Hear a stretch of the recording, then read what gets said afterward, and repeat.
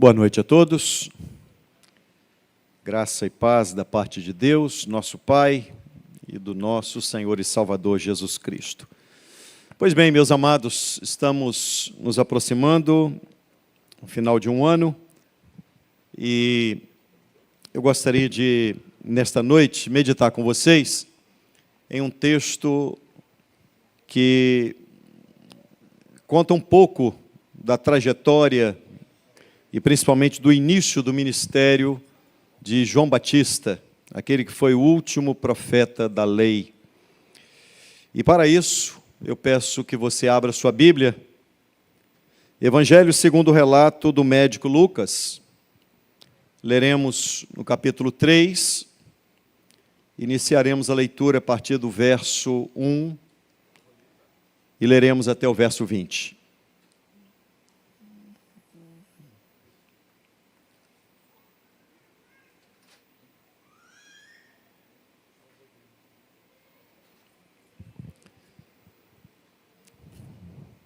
O tema do sermão desta noite é: cumpra o seu chamado.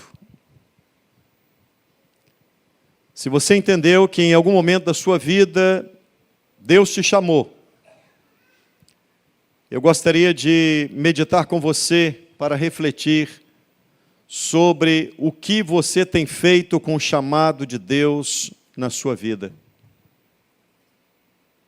Se é que Deus te chamou, o que você tem feito com relação a esse chamado? Como você se comporta diante do chamado que um dia Deus te fez? Vamos ler o texto? Diz assim as Sagradas Escrituras: no 15º ano do reinado de Tibério César, sendo Pôncio Pilatos governador da Judéia, Herodes tetrarca da Galileia, seu irmão Filipe tetrarca da região de Itureia e Traconites, e Lisânias tetrarca de Abilene, sendo sumos sacerdotes Anás e Caifás, veio a palavra de Deus a João, filho de Zacarias, no deserto. Ele percorreu toda a circunvizinhança do Jordão, pregando o batismo de arrependimento para a remissão de pecados, conforme está escrito no livro das palavras do profeta Isaías: voz do que clama no deserto, preparai o caminho do Senhor, endireitai as suas veredas. Todo vale será aterrado e nivelado, todos os montes e outeiros. Os caminhos tortuosos serão retificados, e os escabrosos aplanados, e toda a carne verá a salvação de Deus. Dizia ele, pois, às multidões que saíam para serem batizadas: raça de víboras, quem vos induziu a fugir da ira vindoura? Produzi, pois, frutos dignos de arrependimento, e não comeceis a dizer entre vós mesmos: temos por pai a Abraão, porque eu vos afirmo que destas pedras Deus pode suscitar filhos a Abraão. E também já está posto o machado à raiz das árvores. Toda árvore, pois, que não produz bom fruto é cortada e lançada ao fogo. Então as multidões o interrogavam, dizendo: que havemos, pois, de fazer? Respondeu-lhes: quem tiver 2 túnicas, reparta com quem não tem. E quem tiver comida, faça o mesmo. Foram também publicanos para serem batizados e perguntaram-lhe: mestre, que havemos de fazer? Respondeu-lhes: não cobreis mais do que o estipulado. Também soldados lhe perguntaram: e nós, que faremos? E ele lhes disse: a ninguém maltrateis, nem deis denúncia falsa, e contentai-vos com o vosso soldo. Estando o povo na expectativa, e discorrendo todos no seu íntimo a respeito de João, se não seria ele, porventura, o próprio Cristo. Disse João a todos: eu, na verdade, vos batizo com água, mas vem o que é mais poderoso do que eu, do qual não sou digno de desatar-lhe as correias das sandálias. Ele vos batizará com o Espírito Santo e com fogo. A sua pá ele tem na mão para limpar completamente a sua eira e recolher o trigo no seu celeiro, porém queimará a palha em fogo inextinguível. Assim, pois, com muitas outras exortações, anunciava o evangelho ao povo. Mas Herodes, o tetrarca, sendo repreendido por ele, por causa de Herodias, mulher de seu irmão, e por todas as maldades que o mesmo Herodes havia feito, acrescentou ainda sobre estas a de lançar João no cárcere. Amém. Até aí. Feche seus olhos, vamos orar mais uma vez. Deus santo, Deus puro, ninguém há semelhante a Ti.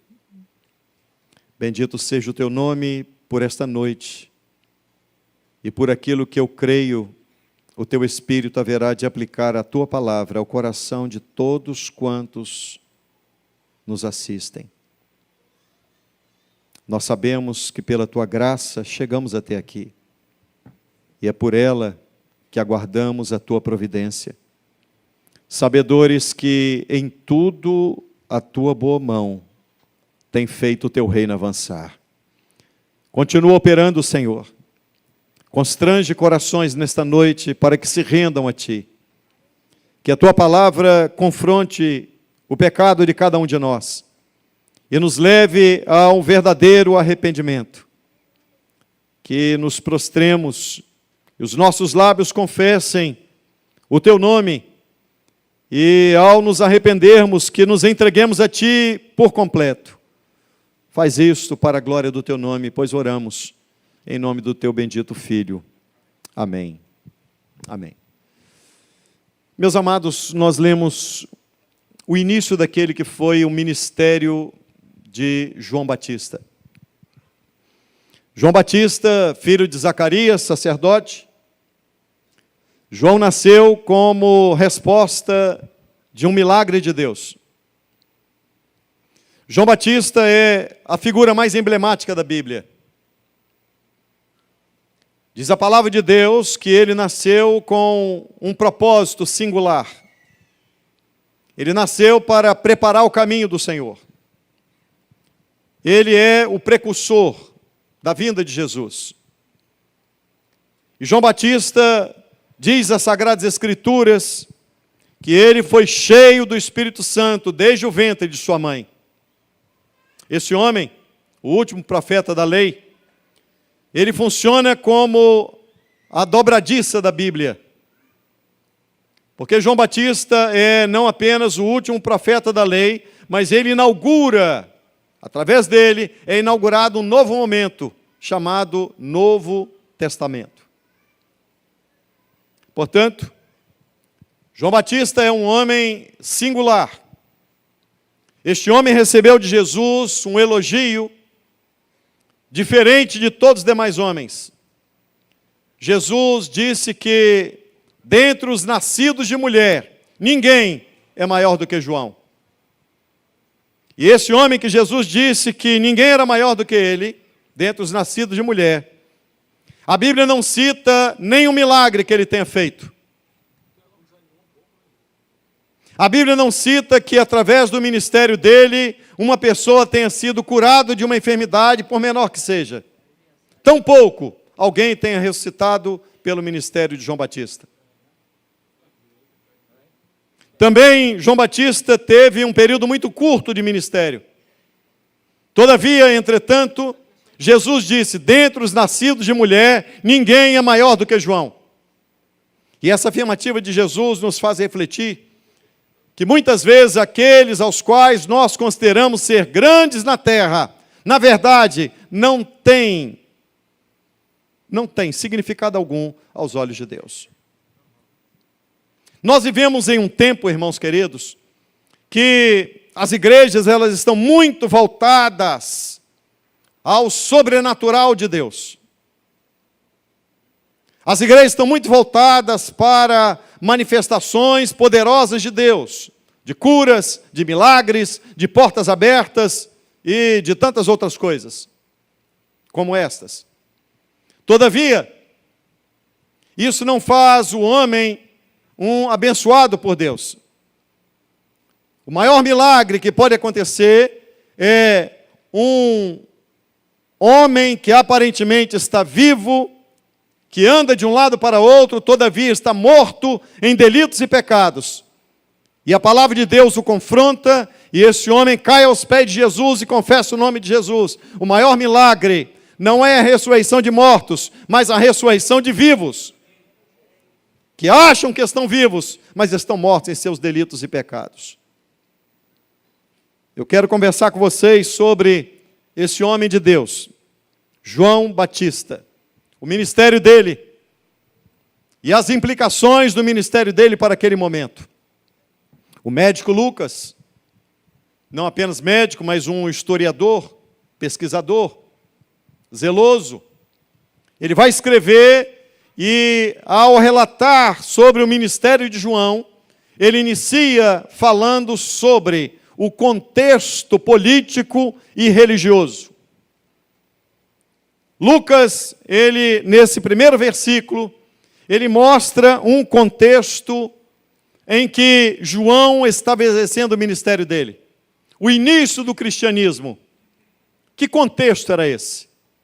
Diz assim, o primeiro versículo que lemos. No 15º ano do reinado de Tibério César.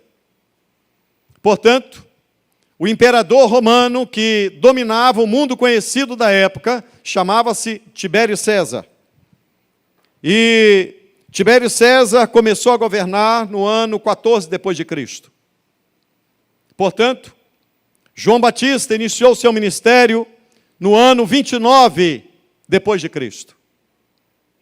O que eu quero dizer a você é que existem coisas que saltam aos olhos nesse primeiro versículo da Bíblia.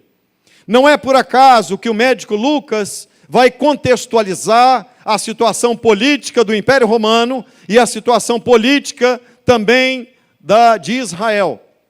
E logo no verso 2, ele apresenta a situação religiosa de Israel. Perceba uma coisa. Havia, há um tempo, um homem que, designado por Roma, chamava-se ele Herodes o Grande. E Herodes o Grande recebeu de Roma a responsabilidade de cuidar de uma região muito grande.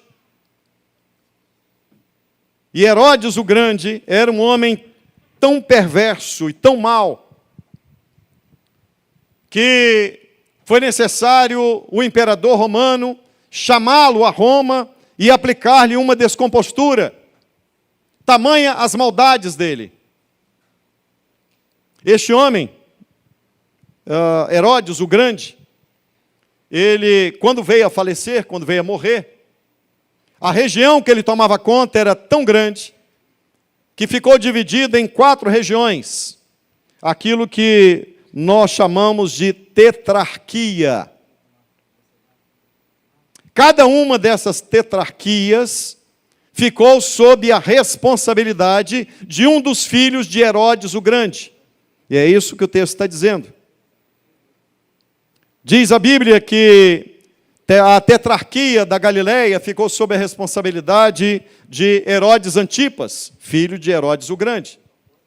Já a tetrarquia de Traconídia ficou sob a responsabilidade de Filipe, e a tetrarquia de Abilene sob a responsabilidade de Lisânias.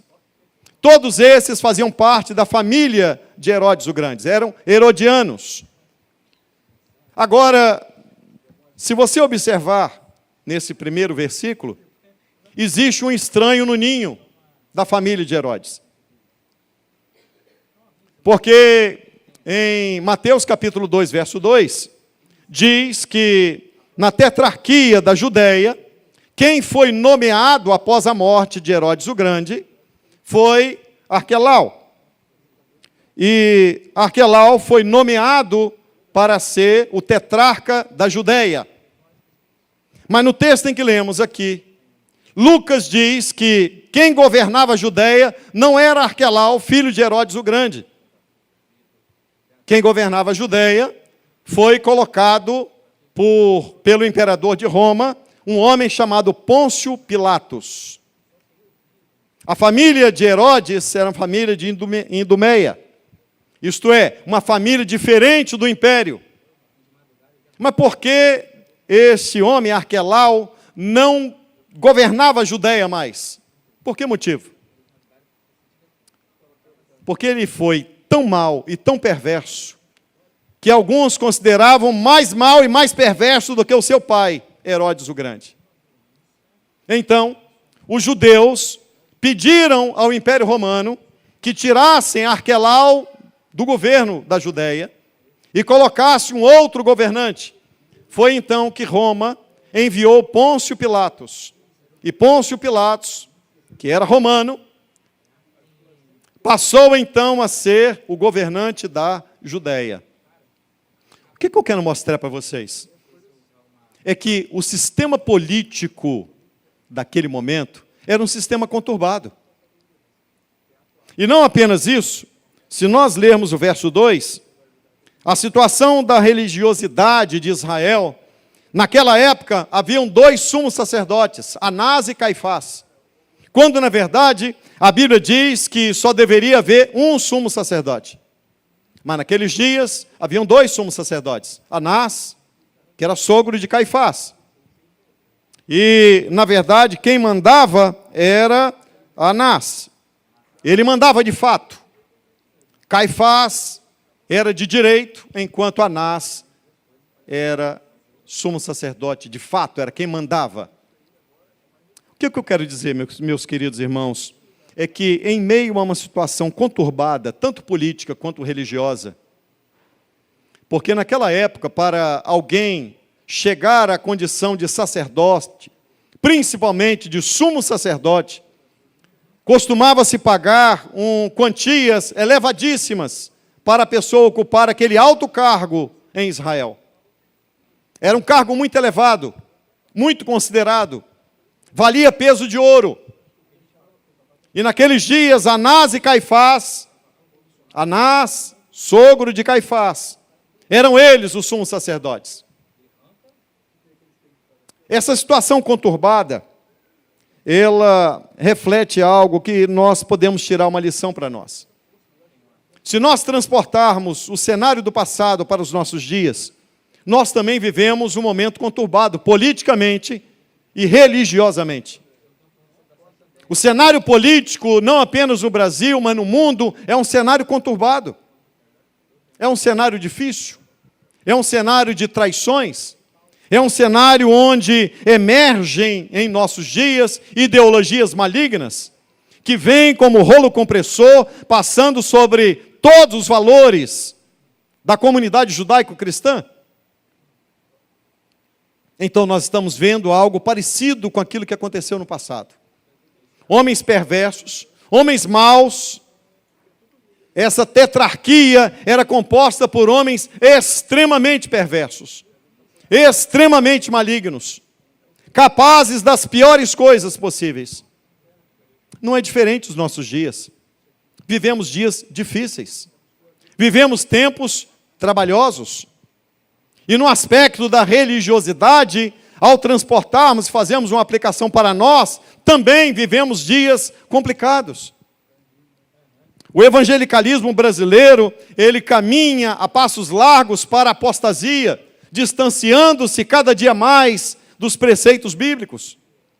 Hoje, o que mais se vê no meio evangélico, você não sabe se você entrou numa igreja evangélica ou se você entrou, me perdoe, em um centro de macumba. As pessoas estão muito voltadas ao misticismo, ao sobrenatural. As pessoas buscam a igreja e a mensagem que elas ouvem é uma mensagem antropocêntrica, é uma mensagem para massagear o ego, é uma mensagem que não confronta você, é uma mensagem que muitas vezes ela não leva você a viver uma realidade. Oh, meus amados irmãos, nós precisamos, e precisamos com urgência, de que o Espírito Santo tome o nosso coração e nos quebrante, e nos faça compreender que o nosso Deus, Ele tem de mais maravilhoso você ser conduzido a uma vida eterna com Ele. Deus não veio para solucionar problemas que a gente pode solucionar aqui na terra. A essência do Evangelho não está reduzida à cura de enfermidades ou a uma experiência sobrenatural. Não, a essência do Evangelho é Deus tem um poder glorioso para transformar a sua vida. Deus pode fazer isso. A grande verdade é que, em meio a tudo isso, o verso 2, salta aos olhos uma coisa, e eu quero que você leia comigo, olha o que diz. Havendo os sumos sacerdotes, Anás e Caifás, veio a palavra de Deus a João. Em meio a um cenário conturbado, política e religioso, esse cenário conturbado, Deus intervém dizendo, veio a palavra de João, veio a palavra a João, exatamente nesse cenário. Quando tudo parece não ter mais solução, Deus mostra que Ele tem as rédeas em suas mãos seguras. Naquela época, para vocês terem uma ideia, havia em Israel a religião dos fariseus. E até hoje se utiliza essa expressão fariseu como uma expressão voltada à hipocrisia. Mas eu quero dizer-lhes que a religião dos fariseus, ela surgiu extremamente zelosa. Surgiu um grupo, há muito tempo atrás, em que eles não queriam permitir que a influência de Roma e a influência do império, da Grécia Antiga, viesse a entrar dentro da religiosidade de Israel. E então eles formaram aquele grupo, os fariseus. Só que com o passar do tempo, eles abandonaram a palavra de Deus e começaram a viver muito de aparência. Abandonaram. Aquele primeiro momento passou. Você quer ver um outro momento? Os saduceus. Os saduceus também nasceram como zelosos. Todavia, com o passar do tempo, eles se voltaram apenas para o lado material. Os saduceus eram aqueles que tomavam conta do templo. Quem tomava conta do templo eram os saduceus. E os saduceus, o que eles faziam era que as pessoas que queriam trazer um sacrifício ao Senhor, eles não podiam levar a ovelha da sua casa para sacrificar. Eles tinham que comprar lá, porque os saduceus fizeram do templo, da casa de Deus, eles fizeram um lugar de comércio. Lembram-se quando Jesus entrou no templo, e ele viu os cambistas vendendo e comprando, e ele tomou aquele azarrogue, e com chicote derrubou as mesas, e botou todo mundo para correr. Porque os saduceus transformaram a casa de Deus em covil. As pessoas que vinham de lugares distantes, por exemplo, haviam judeus que moravam em outros países, e eles traziam o dinheiro daquele país, a moeda daquele país. Só que no templo não se aceitava outra moeda, a não ser a moeda de Israel. E é por isso que no templo haviam cambistas para fazer a troca da moeda. E eles faziam a troca sempre superfaturando, colocando um valor acima. Foi exatamente por isso que Jesus pega o chicote e derruba as mesas. Meus irmãos, é dentro desse cenário que inicia o cristianismo. E eu quero que você acompanhe comigo o que diz a palavra de Deus. João inicia o seu ministério assim, em um cenário político e religioso extremamente conturbado, onde o que valia no meio religioso era o dinheiro. Era o dinheiro que valia. Não muito diferente daquilo que acontece em vários templos hoje, onde se prega a teologia da prosperidade, onde é pregado uma mensagem que massageia o seu ego, uma mensagem que vai confortar você e que vai levar você a viver a segunda-feira cheio de ânimo.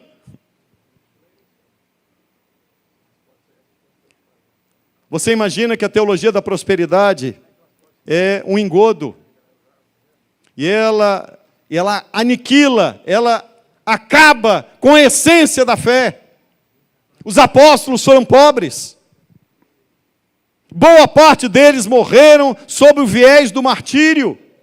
Que teologia da prosperidade é essa? Se a igreja do primeiro século era pobre, morria nas arenas, nas fogueiras, nas cruzes.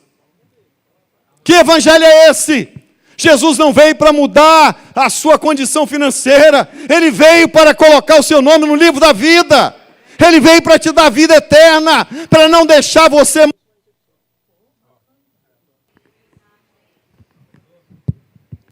Para isso que ele veio. Dentro de cada um de nós tem uma alma. O corpo vai para a sepultura, mas a alma vai comparecer diante de Deus para prestar contas.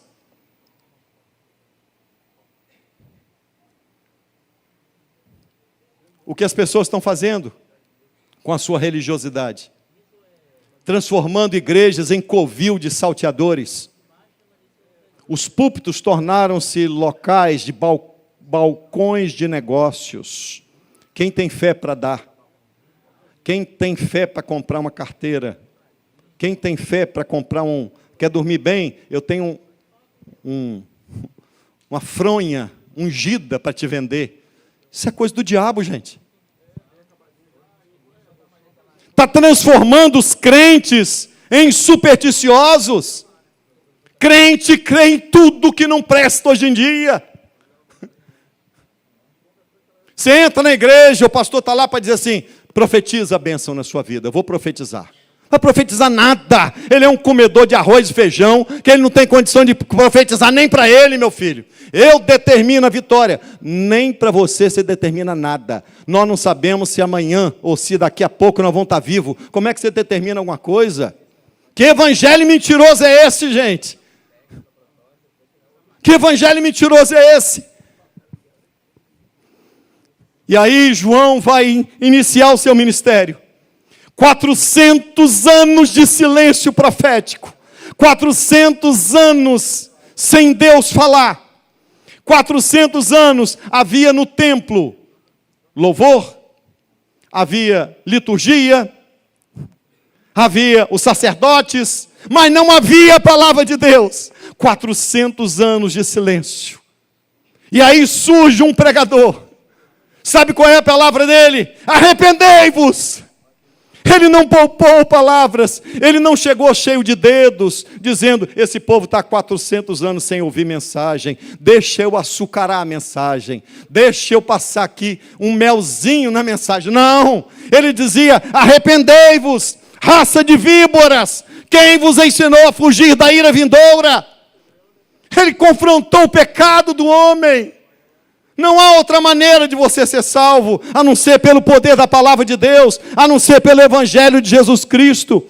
O Evangelho não vem para massagear o nosso ego, o Evangelho vem para confrontar você. Há uma dura realidade, nós pecamos, e pelo nosso pecado, nós merecíamos o inferno, mas pela graça de Deus, nós vamos morar no céu. Esse é o Evangelho de Jesus. Não é para melhorar a nossa vida, é para nos dar uma vida eterna com Ele. É para isso que Ele veio.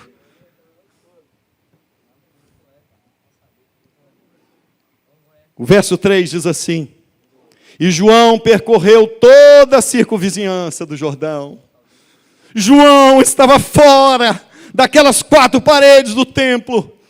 Chegou a hora, gente. A igreja não pode ficar entre 4 paredes. A igreja tem que ir aonde o pecador está. Charles Haddon Spurgeon tem uma frase que ele diz: todo crente ou é um missionário ou é um impostor. Se você não é um missionário, você é um impostor. Todo crente que não evangeliza precisa ser evangelizado para se converter. Porque a missão da igreja é essa: ide por todo mundo, pregai o evangelho a toda criatura, batizai-os em nome do Pai, do Filho e do Espírito Santo. João saiu das quatro paredes, ele ia até onde o pecador estava. Oh, irmãos, o que João tinha para oferecer? Um homem estranho, que comia gafanhoto e mel silvestre, que se vestia com pele de camelo. Um homem estranho, pegando as margens do Jordão, indo aonde o pecador estava.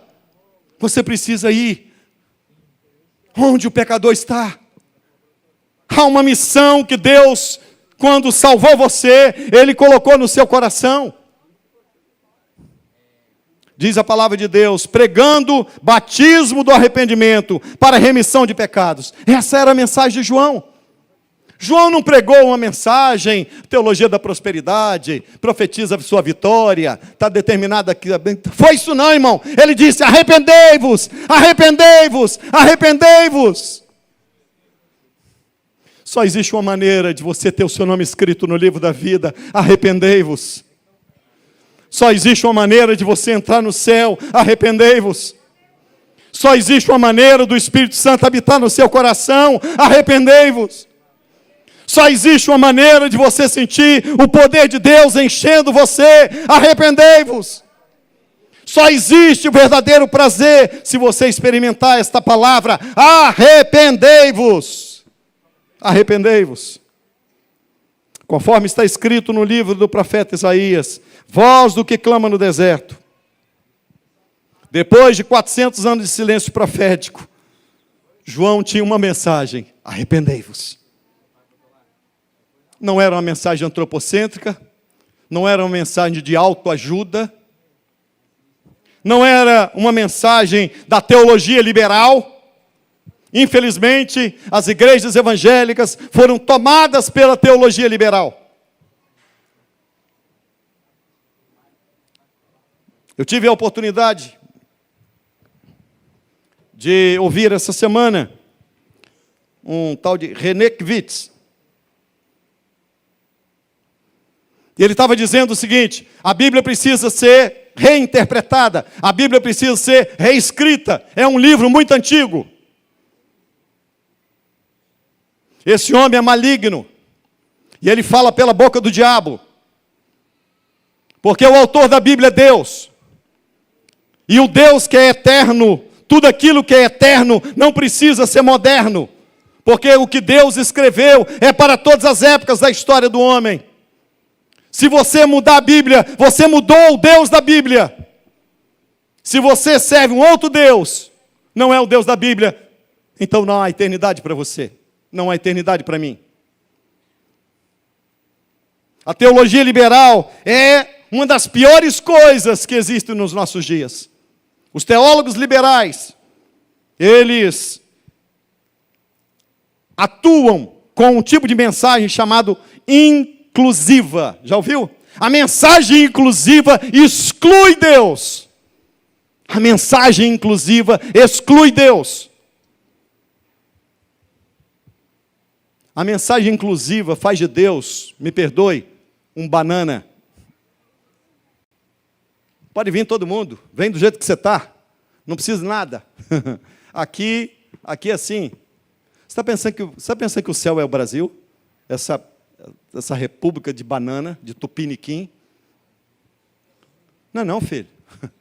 O Deus Todo-Poderoso, Ele te ama, mas Ele abomina o pecado, porque Ele é santo.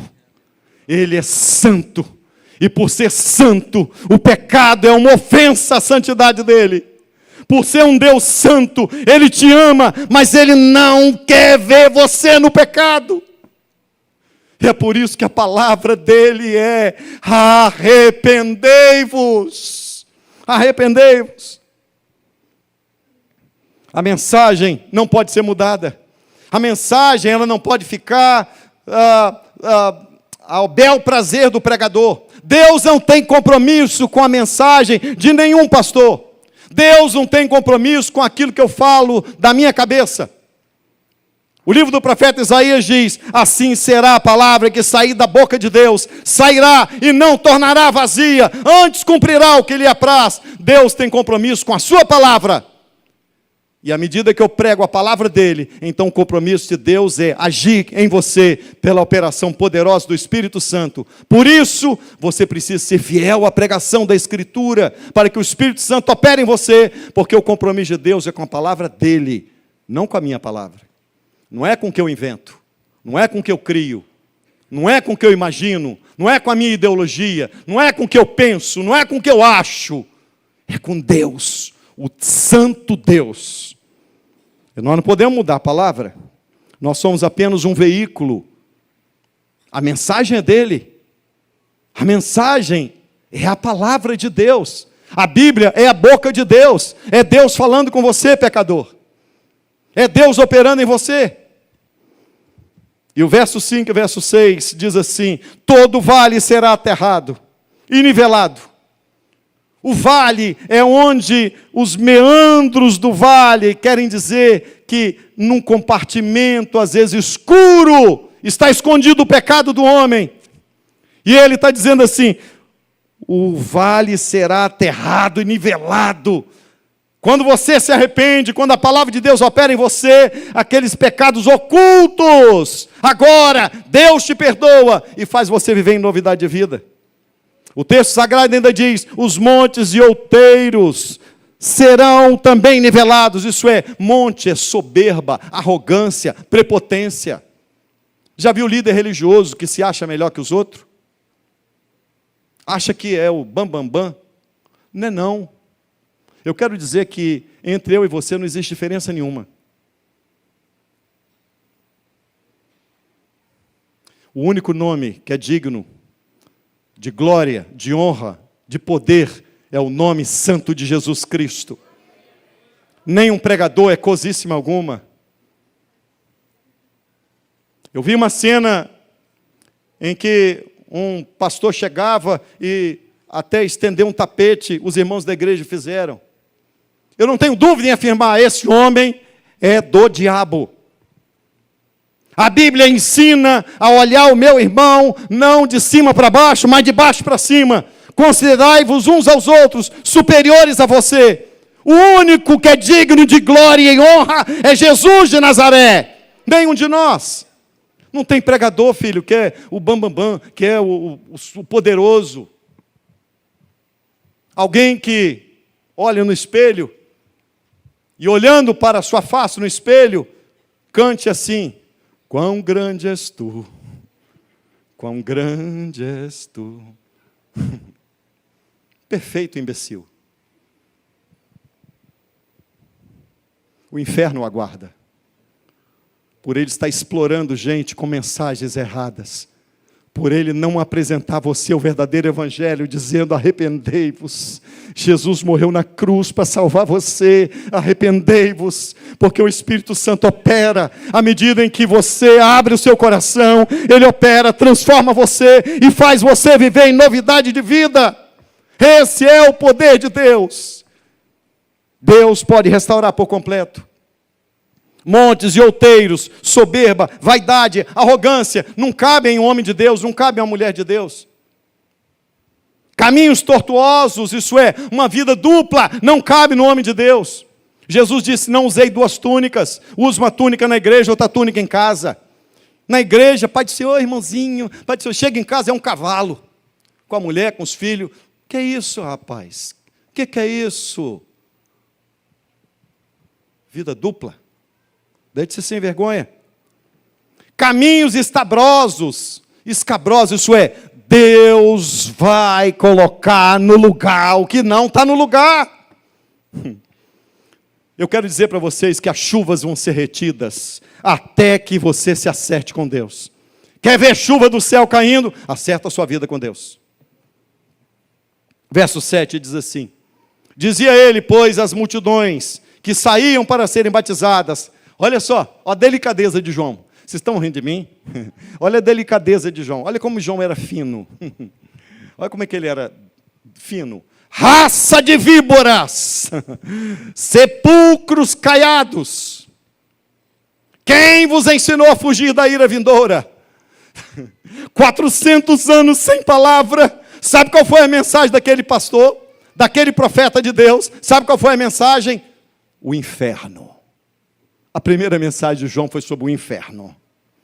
É melhor você ouvir falar sobre o inferno do que você entrar no inferno. O inferno é uma realidade, filho.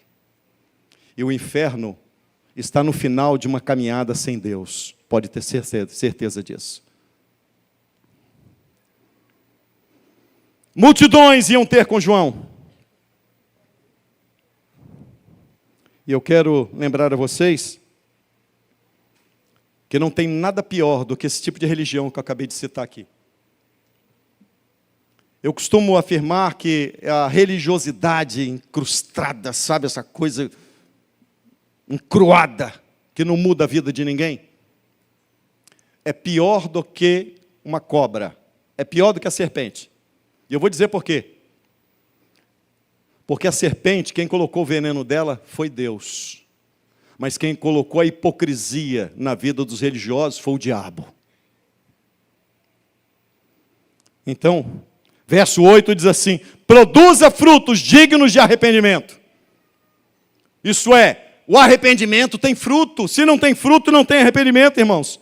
Produzi, pois, frutos dignos de arrependimento, e não comeceis a dizer em vós mesmos: temos por pai Abraão. Eles achavam o seguinte: Abraão é nosso pai. Nem todo que tem o sangue de Abraão vai entrar no céu, mas quem tem a fé de Abraão já vai entrar no céu. É a fé de Abraão, não é o sangue de Abraão. As pessoas estão muito preocupadas. Eles queriam o seguinte: nós temos por pai Abraão. Isso é, fazemos tudo quanto é tipo de coisa errada, mas eu tenho a minha igreja. Eu sou crente desde novinho. Eu frequento igreja desde papai me levou desde cedo. Você tem por pai Abraão, mas você não é filho da fé de Abraão. Você vive uma vida de hipocrisia. Era isso que João estava pregando. Produzi, pois, frutos dignos de arrependimento. Pois eu vos afirmo que destas pedras Deus pode suscitar filhos a Abraão. E aí, olha a mensagem dele: está posto machado na raiz da árvore. Toda árvore que não produz bom fruto é cortada e lançada ao fogo. Toda árvore, irmão, é toda. Toda árvore. Você acha que você pode viver a vida do jeito que você quer?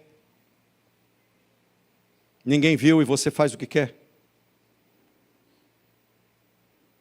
Então as multidões o interrogavam, dizendo: o que havemos de fazer? Eu espero que o Espírito Santo faça isso hoje aqui. Que no decorrer dessa mensagem você esteja dizendo a Deus o que havemos de fazer. Deus, diante desta palavra, o que havemos de fazer? O que eu vou fazer da minha vida? O que vai ser da minha vida daqui por diante? O que havemos de fazer? E aí João começou a dizer-lhes: quem tiver 2 túnicas, reparta com quem não tem. Sabe o que ele está dizendo? Um homem regenerado é um homem generoso. Quem tiver comida, faça o mesmo, reparta. Quem não é generoso, não é convertido. O sujeito converte o coração, mas não converte o bolso. Pão duro. Mão de vaca. Né? Converte não. O irmão está sofrendo, está passando de... Está nem aí. Comprou, a irmã tem 102 sapatos. Mas ela quer comprar o 103. Mas tem uma pessoa passando fome do seu lado. Você não está nem aí. Não, pode comprar, filho. Mas um homem convertido, uma mulher convertida tem um coração generoso, se compadece das pessoas, porque teve o coração mudado por Jesus, tem uma nova vida em Cristo, é sensível à dor do próximo, não age de forma assim, como que as pessoas estão vivendo e eu posso viver com o meu dinheiro, eu faço o que eu quero. Quem é regenerado também teve o bolso convertido.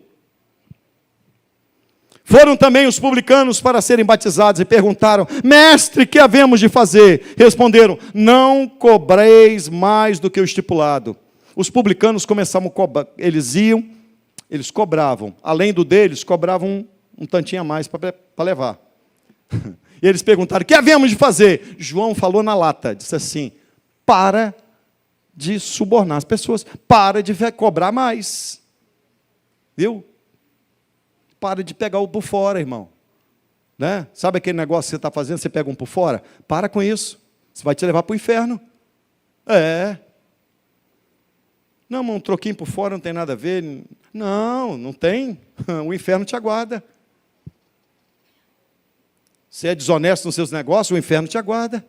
Não tem acordo, não. Produzir, pois, frutos dignos de arrependimento. Os publicanos queriam saber: o que eu faço? João diz assim: para de cobrar e botar no bolso o que você está cobrando além.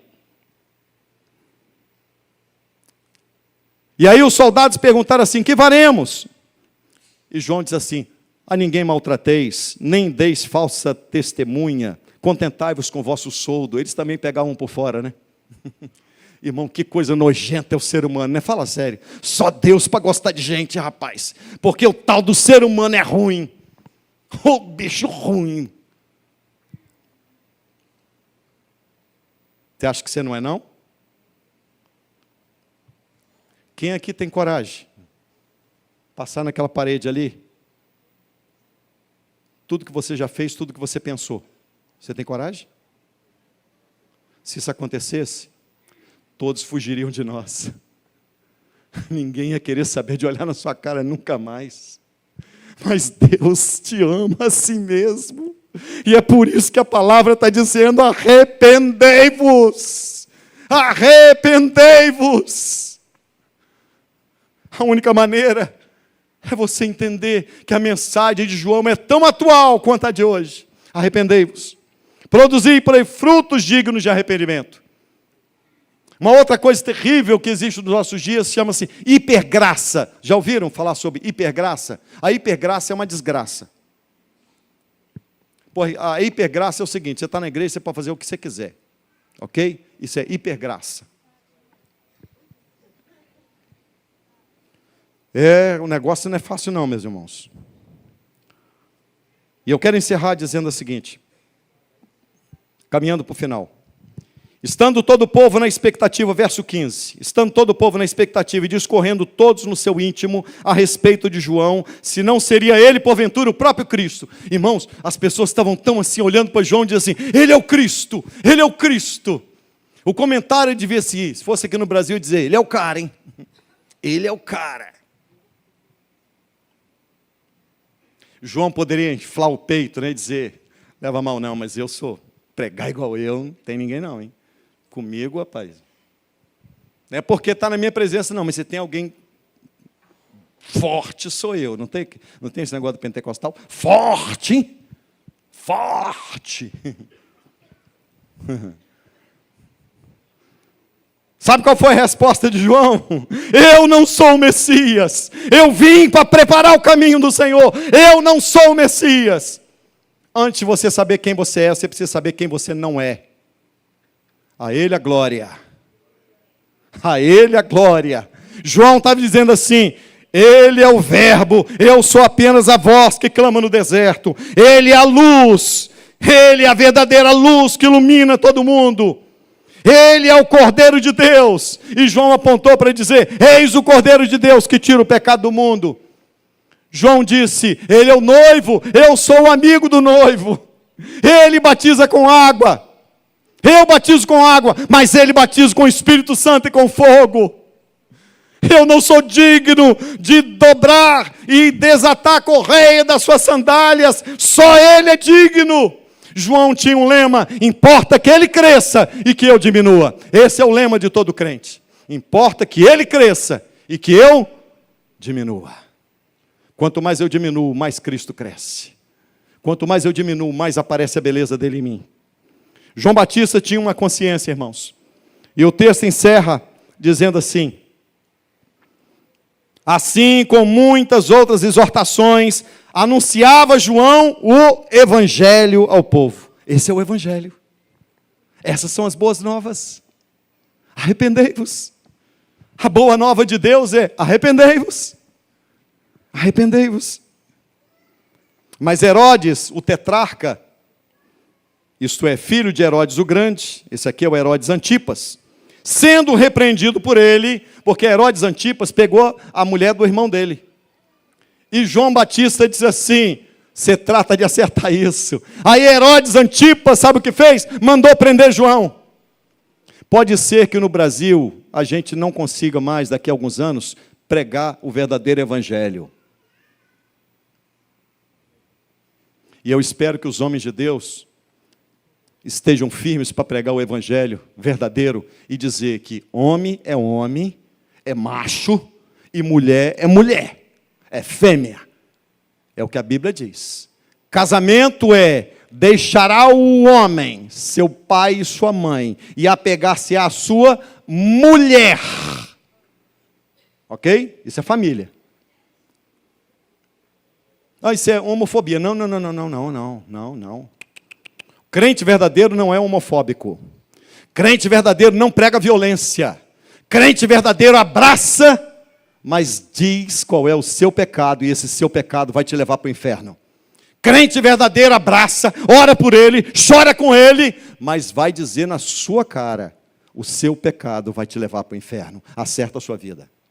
A Bíblia diz que, porque João fazia isso com Herodes, Herodes mandou prendê-lo. É preferível estar preso com o físico do que a nossa consciência presa. Que Deus te abençoe e que você entenda que você nasceu para pregar o Evangelho. Não se curve, porque esse rolo compressor está vindo. E esse cenário está montado. Mas a igreja tem uma mensagem hoje: arrependei-vos. Que Deus te abençoe.